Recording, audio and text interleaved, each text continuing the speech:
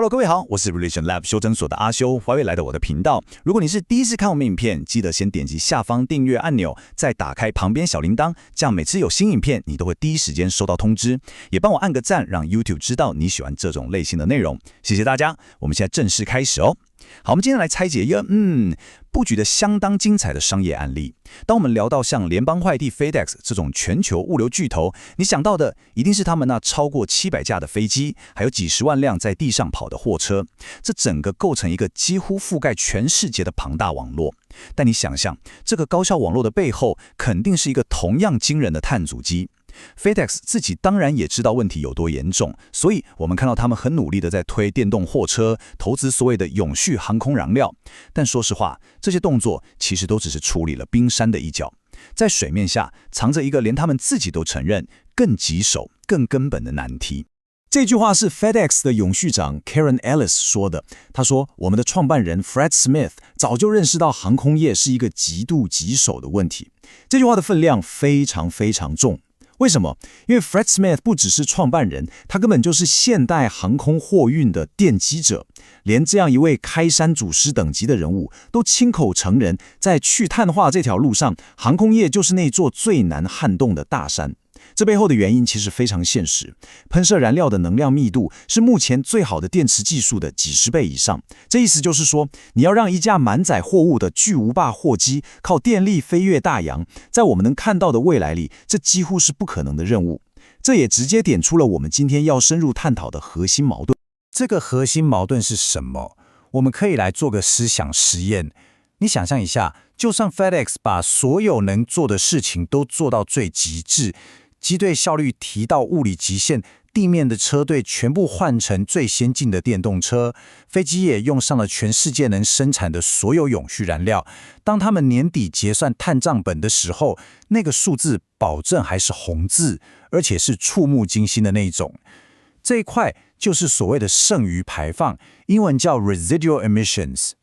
這個詞非常關鍵，它指的就是當你用盡所有現行的主流減碳技術之後，仍然頑固存在，就是沒辦法被消除的那一部分碳排放。這就是他們通往淨零排放這個承諾的最後一里路，同時也是最困難、最貴的一里路。要走到真正的淨零，光是減少排放已經不夠了，你必須找到一個方法，把這些剩下的碳從大氣中移除掉。好，既然傳統的工程技術好像已經走到極限了，那下一步該怎麼走？接下來我們就要把眼光從傳統的工程技術轉向大自然了。為了解決這最後也是最困難的一塊碳排放，很多有遠見的公司開始意識到，與其去發明一個全新的花大錢的機械系統，不如去尋找一個可以師法自然的解決方案。他們開始去尋找一個地球已經默默運行了幾億年的古老智慧，然後思考我們人類有沒有辦法幫它加速。於是我們就看到了這個乍看之下非常有趣的組合。FedEx 做了一項被稱為轉型性投資的決定，但他投資的對象不是某家矽谷的科技新創公司，而是學術界的泰斗——耶魯大學的自然碳捕獲中心。一家分秒必爭的物流公司跟一所追求基礎科學的頂尖大學，這不是那種一次性的企業捐款哦，這是一場目標非常明確的策略投資。這背後的思考是，與其我投資一個可能很快就失敗的短期方案，不如回到最根本的科學原理，去支持一個雖然發展比較慢，但是潛力巨大，而且經過嚴謹科學驗證的長期解方。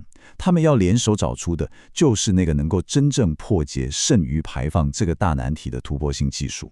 好的，那這個看起來有點奇特的聯盟，他們到底把賭注下在哪一項技術上呢？答案是增強風化，英文叫 Enhanced Weathering。你先別被這個學術名詞嚇到，它的核心概念其實非常直觀，就是去加速一個地球上已經默默運行了數十億年的自然過程。所以我們不是在發明什麼新東西，我們只是在幫地球母親踩油門而已。我們用更白話的方式來講，所謂增強風化，就是一種加速岩石跟大氣中二氧化碳產生化學反應的方法，然後把二氧化碳從大氣中永久地移除掉。你可以把地球想象成一個自帶恆溫空調的星球，這個空調系統裡面有一個很關鍵的部分，就是岩石的自然風化。這個過程會非常緩慢地消耗掉大氣中的二氧化碳，來調節地球長期的氣候。只不過，這個自然過程的尺度是用100萬年來計算的。而我們現在要做的，就是找到這個恆溫系統的加速器，把它吹到最大，然後原本要幾萬年才能完成的工作，在幾十年內就發生。那這個過程具體是怎麼操作的？它的步驟其實出乎意料的直接。第一步，開採火山的玄武岩。為什麼是玄武岩？因為它富含鈣、鎂這些礦物質，而且是地表上最常見的岩石之一，原料根本不成問題。第二步，把它磨成非常細的粉末。為什麼要磨成粉？這跟我們泡咖啡一樣，咖啡粉一定比咖啡豆更容易萃取出味道，因為接觸面積大非常多。岩石粉末的巨大表面積能讓它跟環境的反應速度提升1000倍甚至10000倍。第三步，把這些岩石粉末撒在農田上，這一步是關鍵，我們等一下會深入聊。第四步，當雨水降下來，溶解了空氣和土壤中的二氧化碳之後，會形成弱酸性的碳酸，這些岩石粉末就會跟它產生化學反應。第五步，這個反應會把氣態的二氧化碳轉化成一種非常穩定的碳酸氫鹽，溶解在水裡面。它不像重塑固碳，塑如果燒掉了，碳就又跑出來了。這個碳一旦溶解，就非常穩定。第六步，最後這些富含穩定碳的地下水會隨着整個水循環流入河流，最終匯入海洋，完成一次長達數千年甚至更久的永久性碳封存。接下來我們進入下一個關鍵點。如果你聽到這裡覺得這只是一個很聰明的環保方案，那就太小看它了。身為一個分析師，我必須說，這個方案真正天才的地方，並不是它的科學原理，而是它背後那個極其強大的商業邏輯。這才是決定一個技術到底能不能真正規模化、產生全球影響力的核心。如果你正在聽，這部分非常值得你筆記。這裡我們要來理解一個根本性的思維轉變。過去我們在評估一個環保方案的時候，常常會提到它的共同效益 （co-benefits）， 意思就是說，除了環保之外，還有一些額外的好處，像是可以改善空氣品質、增加就業機會等等，這些都像是錦上添花。但是這個方案的推動者，也就是耶魯大學的科學家們，他們提出了一個全新的概念，叫做共同驅動因子 （co-drivers）。這兩者的差別是天壤之別。共同效益是附加品，可有可無，而共同驅動因子是驅動整個方案規模化的核心引擎。沒有它，這台車根本就發不動。那麼，最強大的共同驅動因子是什麼？答案就在農田裡，農作物的產量。數據顯示，在農田上施用這種火山岩粉末，可以讓作物的產量提升整整10%到30%。各位，你沒有聽錯，最高可以到30%。這有多驚人？你試着去說服一個農夫，跟他說，為了氣候變遷，請他使用一種新的、陌生的產品，他可能會很猶豫。但是，如果你告訴他這個東西能讓他的收成增加30%，同時還能改善土壤健康，減少對化學肥料的依賴，這就不是環保議題了，這是商業決策。這對農夫來說，不是什麼抽象的環保小確幸，這是能直接轉換成收入的真金白銀。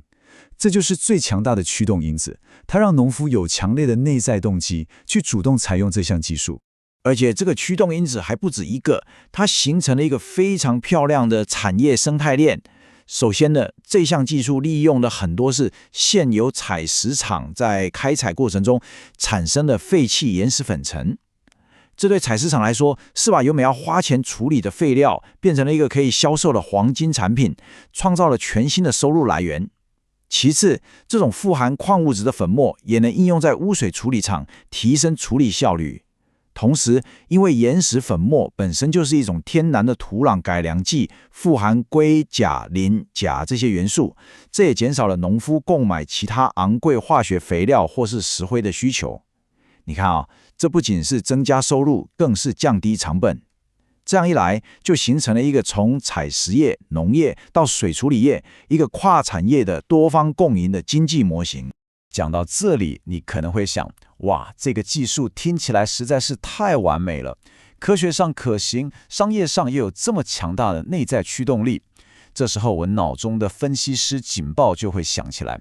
如果一個方案聽起來好到不像真的，那它肯定有什麼挑戰還沒被解決。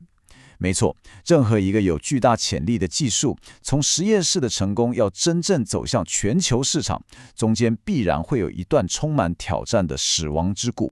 這就引發了另一個思考：如果這項技術真的這麼好，為什麼我們現在還沒有看到它被大規模普及呢？為什麼全世界的農田還沒有都撒上火山岩粉末？這中間的阻礙到底是什麼？這裡有幾個主要的關卡要過。第一，也是最技術性的一關，是測量、報告與驗證，也就是 MRV 的成本過高。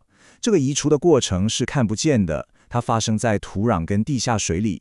你要怎麼精準地向買家，比方說 FedEx，證明你真的永久移除了1噸的二氧化碳？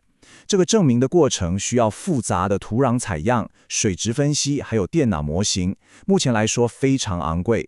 第二，建立市場信任和行業標準需要時間。如果 A 公司和 B 公司都說他們移除了1噸碳，我們怎麼知道這1噸的品質永久性是一樣的？這就需要有公信力的第三方機構來建立標準。第三，缺乏政府的配套政策和法規支持。例如，政府可不可以將這種鹽粉視為合格的農業資材，提供補貼，或是把它納入國家的碳移除戰略？最後，也是最現實的一點，成本。目前透過這個方法，移除1噸二氧化碳的完全成本大概在$300上下。要讓它在碳權市場上具備真正的競爭力，這個數字必須要被壓到$100以下。而要達到這個目標的唯一途徑就是規模化。最後，我想用這句話來為今天的分析作結。這句話來自傳奇海洋探險家庫斯多的後代 Celine Cousteau。他說：“沒有永續性的獲利，沒有未來；而沒有獲利能力的永續性，則沒有影響力。”這句話完美地總結了 FedEx 這場豪賭背後的深刻邏輯。要大規模地解決氣候變遷這麼龐大的問題，光有環保的熱情是遠遠不夠的。環保效益和經濟可行性就像一枚硬幣的兩面，缺一不可。它們必須緊密地結合，互相驅動。我們把剛剛講的重點快速整理一下。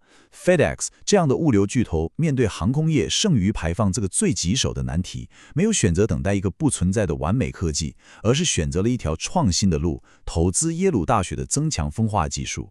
這項技術的核心是透過在農田撒上火山岩粉末，來加速地球自身的碳循環，永久移除二氧化碳。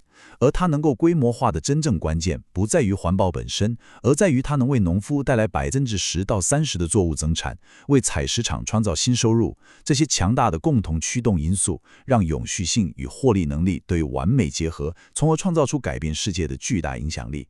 這不只是一個環保故事，這更是一個關於如何設計一個能自我驅動、規模化擴張的頂級商業模式的經典案例。今天的內容就到這邊。如果你覺得自己有幫助，記得馬上點讚、訂閱加開啟小鈴鐺。我們正在衝訂閱，需要你的支持。我是阿修，我們下次見，拜拜。